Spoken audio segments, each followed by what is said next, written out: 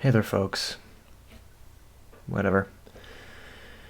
Today's Nuzlocke video is going to be a little different because I didn't record my microphone audio, so you can't hear me talking over it.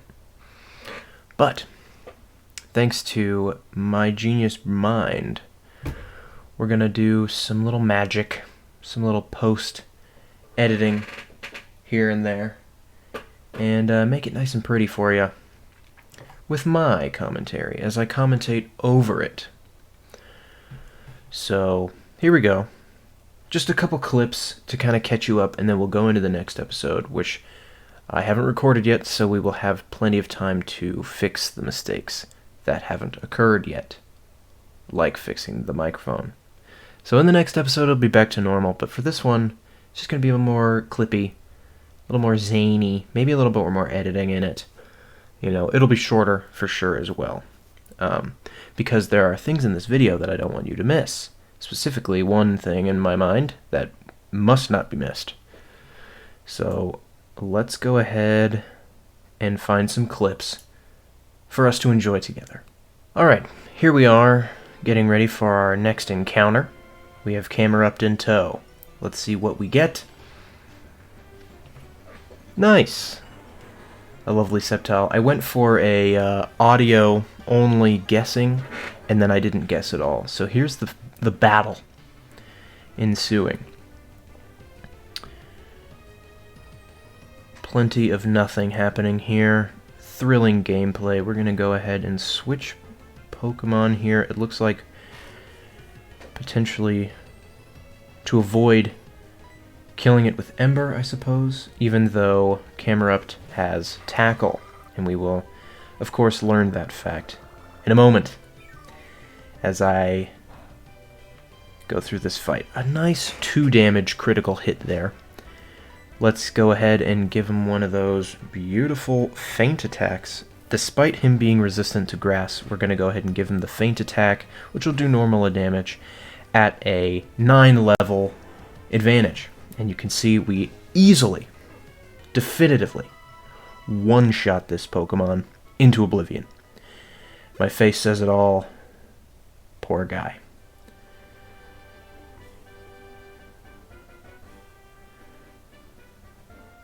He's not happy. He's not happy, folks. We take a quick look at Fabio here. He's got Tackle. That probably would have done less than half of his health. He's not happy. Look at the poor thing. Truly remorseful. And then we learned about his ability Solid Rock, which helps him take less damage from super effective attacks. Thrilling. Let's move on. I gotta look there instead of right here. Instead of over here where my OBS is. Right over there. That's where you are. Alright, here we've just killed a Bronzor with our Fabio. Truly wonderful. Fabio's carrying this lock right now. And we're on our way to find an item. The TM Growl. Truly exquisite. One of a kind. The number 80.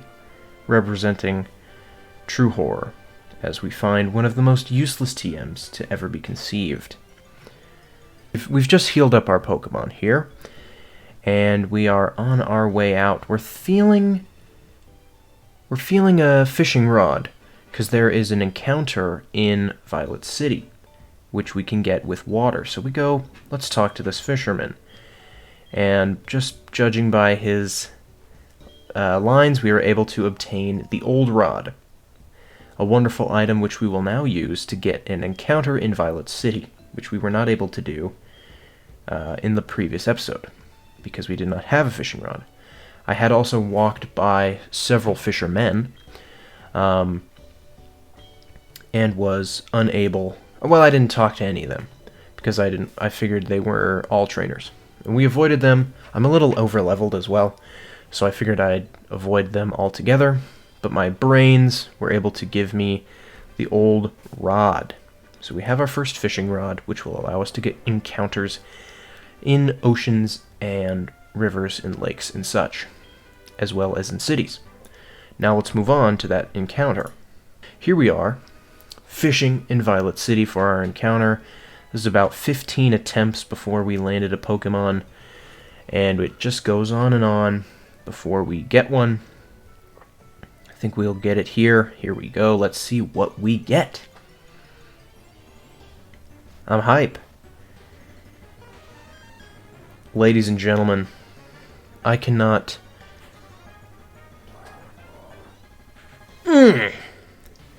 Elation. Overjoyed. I have never encountered a Mew in all of my time playing Pokemon. My entire life career in Pokemon. I've encountered shinies before. I caught a shiny Druddigon in my first Diamond and Pearl playthrough. It was the first Druddigon I encountered, so I did not know that it was a shiny until I encountered another one and thought it was shiny. But it wasn't. And I'd caught the actual one. So here we went, throwing a Pokeball, before hoping that it would not teleport. It doesn't know teleport, but I thought it might. It instead went for the transform. So we're going to go ahead and hit it with the tackle here. It's going to growl us. I'm fine with that, you know. Lowers our attack. We're not going to deal a ton of damage. It is level 10, so we were a little worried, and it hits us with the Magnitude 9, which Fabio is weak to. Woo! That was a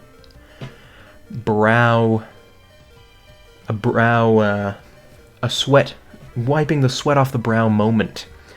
4 damage. We're going to go ahead and retreat into Shamar, who is strong against both fire and ground.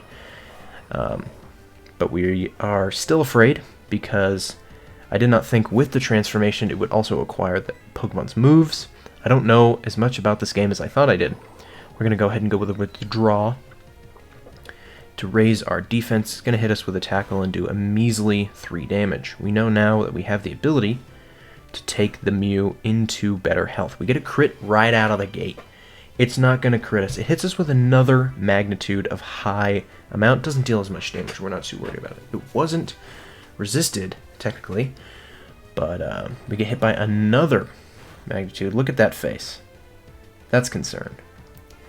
Gonna go ahead and toss another Pokeball here in the hopes of catching Mew. I do not know if Mew's transformation changes his catch rate, but it doesn't matter. We got him. Look at that cutie. Look at him. Let's rewind that and just really capture the moment. Full 360 spin. I mean, that's just flawless merriment. Okay, look at that. Whoa. Truly wonderful. A man, I mean, I can't even really comprehend the hype at this moment. We're going to nickname him. He's going to obviously go into the party taking away the little cat. Purloin? Is that his name? Right? Purloin. Going to take away his spot in the team. Sorry, Sierra. But you will be replaced by Mew, who we decide to name Cass, after Cass. I wasn't super happy about it, but I think it fits the character well in terms of the theme of this Nuzlocke, which has been the theme of my life right now. Let's move on. Here, we have entered the Dark Cave, I believe it is called, or the Union Caves, one of those. We have not had our encounter in this cave yet, so we're about to have our encounter here. Hype time. Big money Rotom. I've never had a Rotom, but it's exciting Gen 4 Pokemon. I believe it's Electric Ghost. With the ability to change its type based on the item it's holding, or something like that. I'm not exactly sure. So let's enjoy the battle. We're going to go ahead and shift over to Keith, as we do not want to risk getting hit by Astonish, which it promptly uses. Big Brain. I do have Big Brain on occasion. Not all the time, but, you know, I got it every once in a while. I'm going to go ahead and get hit by Thunder Wave. I really got to work on my face. I tend to do one of these, just like this. I'm not sure. But we get paralyzed there, can't move. Get hit by another Astonish, we can go for another 28 turns. I'm going to go ahead and rock with the Magnet Bomb, which will resist. The Rotom will resist. So we think, oh, easy money. This is a great encounter. We're going to give it a shot. Here comes another Magnet Bomb. Into the yellow. Now, go ahead and throw another one out. I believe we get parried here. No. It's been a few days since I recorded this. I'm lazy. Sad that we didn't get into the red, but we're not going to risk it now. Let's go ahead and throw a Pokeball.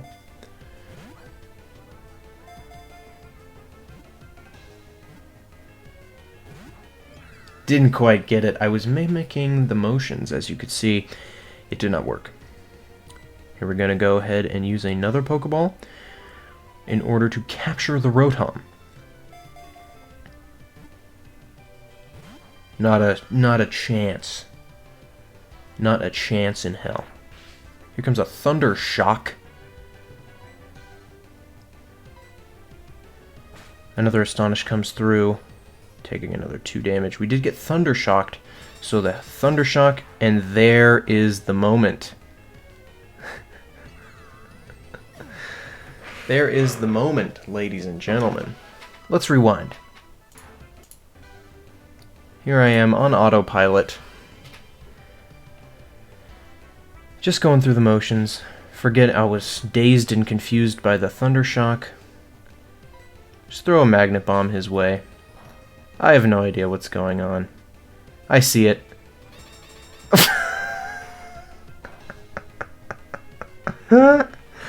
Oh, Keith kills another encounter. It's not Keith's fault, though. It was my hubris, my foolishness, my idiocy, if you will. Thank goodness it didn't happen to the Mew. But the Sceptile and the Rotom are not to be had. Would have been cool to have another starter on the team.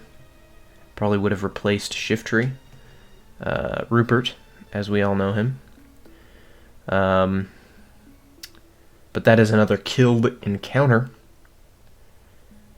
And I promptly end the episode on this depressing note. So now you guys are caught up.